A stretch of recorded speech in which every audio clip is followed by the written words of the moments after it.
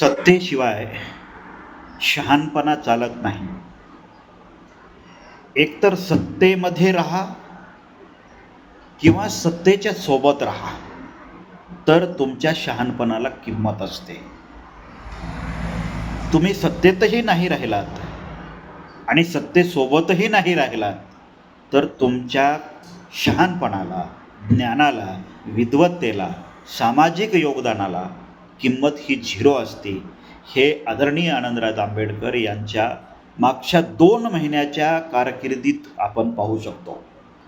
इंदू मिलचा प्रश्न असेल, बाबासाहेब आंबेडकरांच्या साताऱ्याच्या बंगल्याचा प्रश्न असेल, किंवा बौद्धजन पंचायत समितीला महाराष्ट्र सरकारने दिलेल्या फंडाबद्दलचा प्रश्न असेल.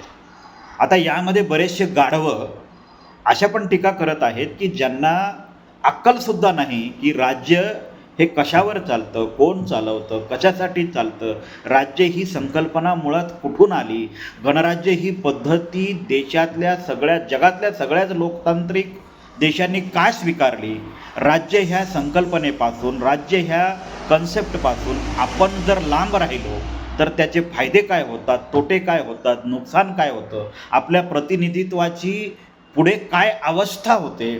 एखाद्या समुदायासाठी राज्य सरकार जर फंड प्रोव्हिजन करत असेल, त्या समुदायासाठी विशिष्ट फंड दिला जात असेल आणि तो फंड जर त्या समाजासाठी वापरलाच जात नसेल, कारण योग्य प्रतिनिधी नसल्यामुळे, विश्वासू नेतृत्व नसल्यामुळे, विश्वासू संघटना नसल्यामुळे सरकार बऱ्याच वेळी त्या समुदायासाठी आलेला फंड इतरत्र वळवत असतं किंवा आहे तसाच वापस पाठवून दुसऱ्या विभागाला वळवत असतं. त्यामुळं ज्या समुदायासाठी जी गोष्ट बनवण्यात आलेली आहे, जो फंड निर्धारित करण्यात आलेला आहे, तो फंड त्या समुदायासाठी न गेल्यामुळे त्या समुदायाचं बरंचसं फार मोठ्या प्रमाणात नुकसान होऊ शकतं.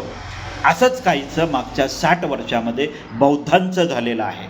आम्हाला सत्ता नको म्हणून आम्ही सत्तेपासून बाजूला राहतो, लाचारी नको, गुलामी नको, स्वाभिमानी आहोत म्हणून आपण नेहमीच सत्तेपासून दूर राहतो. पण स्वाभिमानाच्या गप्पा ह्या नुसत्याच मारून चालत नाही. सत्तेत राहून सुद्धा स्वाभिमानानं जगता येतं, स्वाभिमानाच्या संघटना चालवता येतात, स्वाभिमानानं समाजाला जगायला शिकवता येतं. हे बाबासाहेब आंबेडकरांनी इतकं उत्तम उदाहरणच दुसरं कुठलं नाही आहे. बाबासाहेब आंबेडकर सत्तेमध्ये म्हणजे विधिमंडळांमध्ये, कायदे मंडळांमध्ये 1935 पासून 1934 पासून 6 डिसेंबर 1956च्या रात्रीपर्यंत कायदे मंडळाचे सदस्य होते. त्यामुळं ज्या लोकांना सत्तेची ॲलर्जी आहे त्यांनी खुशाल सत्तेपासून लांब राहावं. त्यांची पोटं भरलेली आहेत. पण आजही आपला समाज उपाशीच आहे. कार्यकर्ते आजही उपाशीच आहेत. त्यांच्या अजूनही 2 वेळेच्या भाकरीचा प्रश्न मिटलेला नाही. आणि हा भाकरीचा प्रश्न मिटवण्यासाठी सरकारशिवाय दुसरी मजबूत यंत्रणा कोणती असूच शकत नाही. कारण तीच एक यंत्रणा बाबासाहेब आंबेडकरांनी निर्माण केलेली आहे. दुसरी कुठलीही यंत्रणा आपल्याला न्याय देऊ शकत नाही.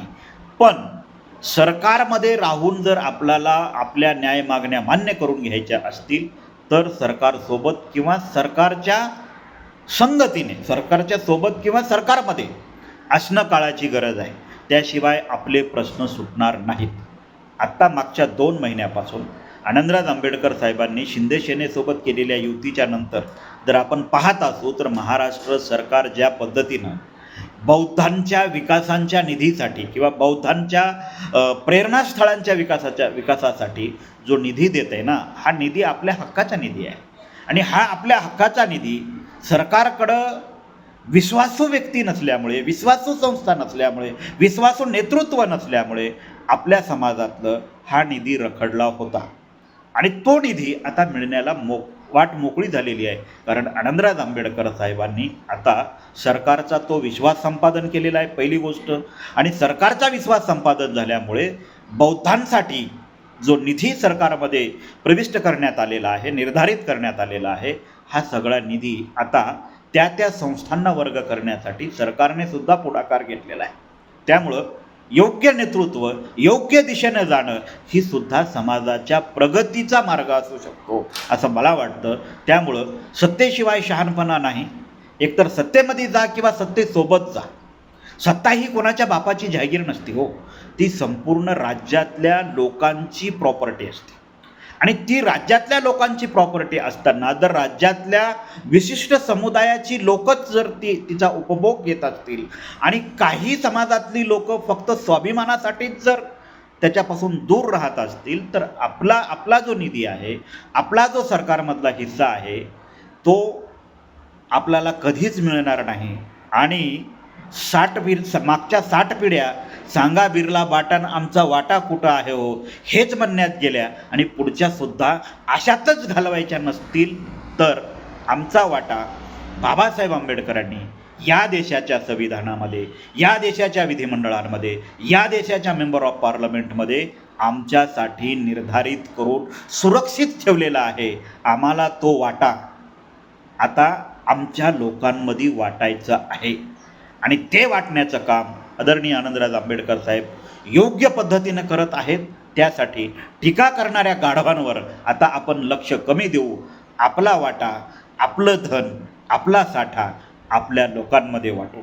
नमो बुद्धाय. जय भीम, जय भारत.